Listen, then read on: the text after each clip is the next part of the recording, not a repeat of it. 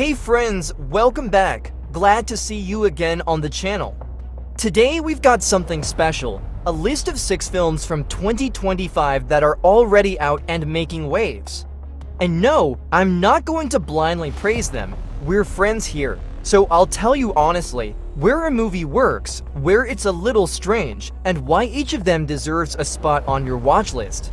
So get comfortable because this is going to be honest, flavorful, and straight from the heart. Let's dive in.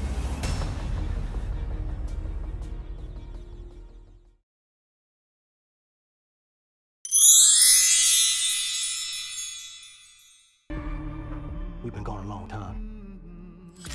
We back now. Sinners is the kind of film that tries to work both as a horror and as a social drama, and you can feel that from the very first frames. It doesn't drown you in special effects, it works through atmosphere and slow building tension. The story seems simple, but beneath the surface the director hides multiple layers, family secrets, guilt, and the question of legacy.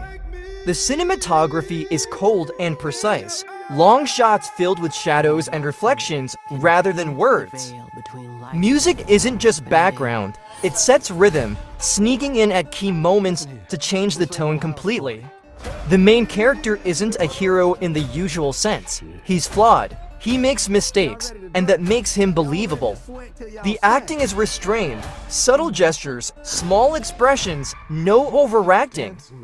Sometimes the script leaves gaps on purpose, expecting the audience to fill them in, and that can be both intriguing and frustrating. For some viewers, this ambiguity is a strength. For others, it's an obstacle. The film is full of visual motifs and repeated objects that serve as metaphors. The pace is deliberate, not lazy, it demands your attention. Tension often builds in silence, which is far scarier than a loud jump scare. Critics pointed out that while the film is clever, it isn't always honest with the audience. Some plot points float unresolved. Personally, I'd say Sinners works best when you talk about it after. It reveals itself in conversation more than in the moment. Technically, it's neat. Editing is invisible, color palette consistent. It's not a movie for a casual background watch. It asks for your full attention. If you want questions instead of answers, this one is worth it. We're gonna kill every last one of you.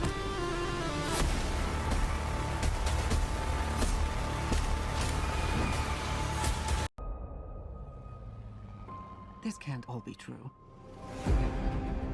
The final chapter of the franchise carries weight and in many ways delivers. Right away, the stunts stand out. They're real, and you can feel the energy that comes from that. But Final Reckoning isn't just an action reel.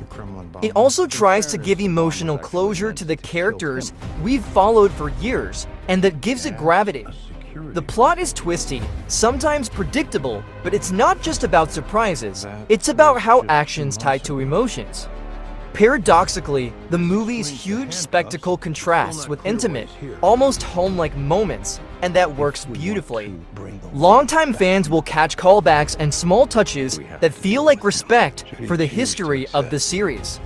New viewers can still follow, but the finale vibe might feel more meaningful if you've seen earlier films.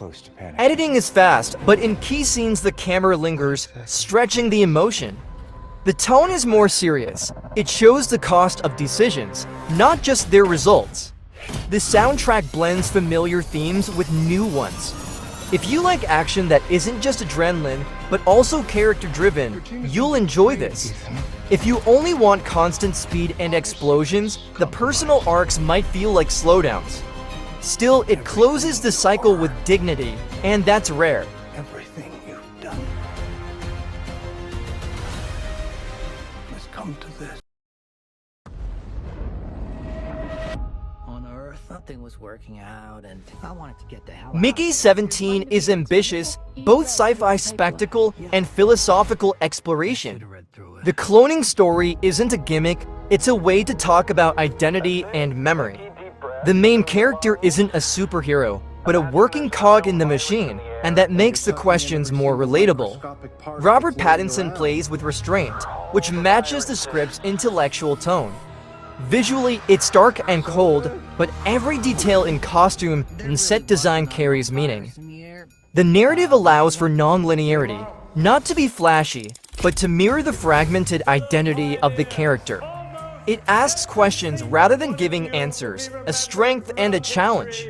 Some scenes will feel slow, even stretched, but they serve to build atmosphere. The sound design is subtle, guiding rather than overwhelming. For fans of thinking sci-fi, this is a treat. For those expecting straightforward action, it might not satisfy. What makes it work is the way it sparks conversation. Mickey 17 isn't a film that ends with the credits. It keeps going as you discuss what it means to be human, or whether a clone is truly you. If you want that kind of afterthought, it's a perfect choice. In the case of multiples, we exterminate every individual. Which body goes first, one at a time?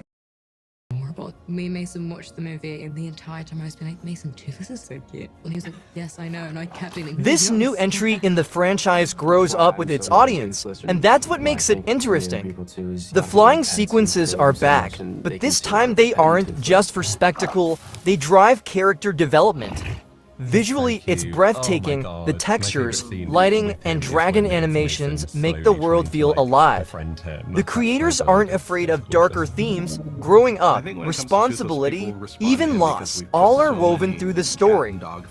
Humor is still here, but never undercuts the emotional weight. Instead, it balances it. The music is an emotional backbone, not just background noise.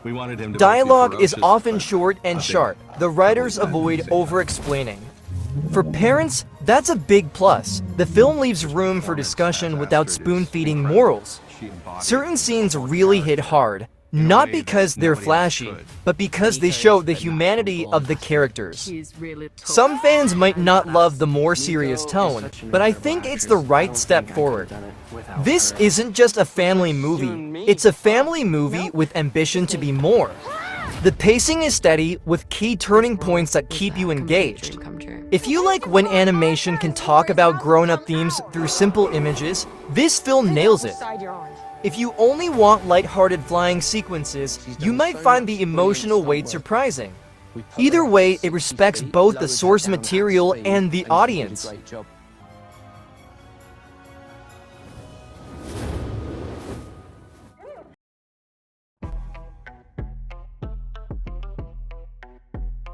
One of them days seems simple on the surface, but it's clever in effect. One ordinary day changes lives.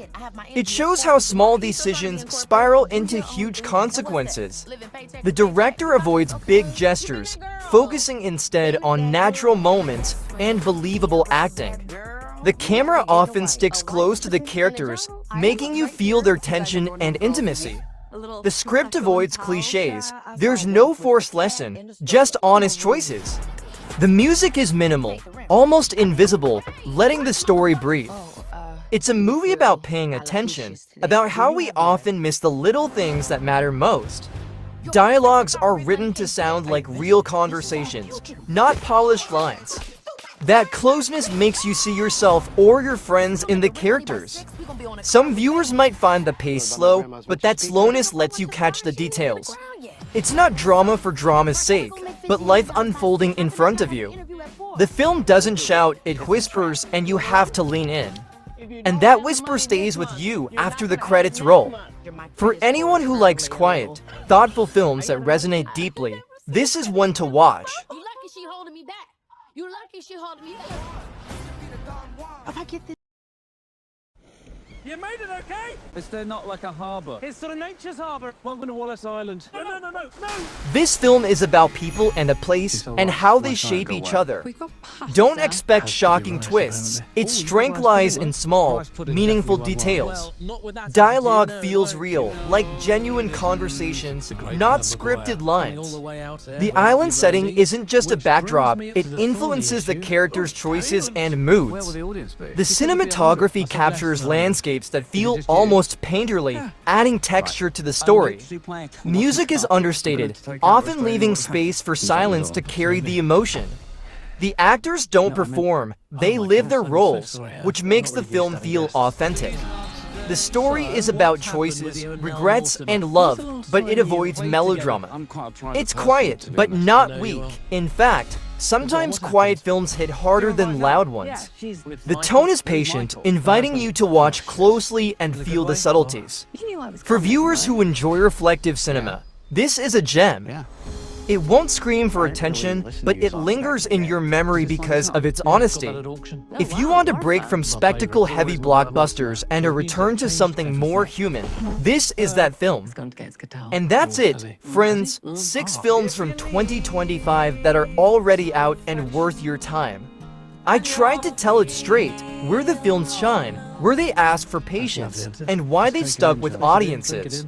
Let me know in the comments which one you've seen or which one you're curious about. And of course, don't forget to subscribe so you won't miss the next breakdowns and movie talks we've got coming. Thanks for hanging out with me, and see you soon. Hell of a serve you got, Nick. I've no one to play with, so the only thing I can practice is the old serve. Ah! See, this is the issue. Honey!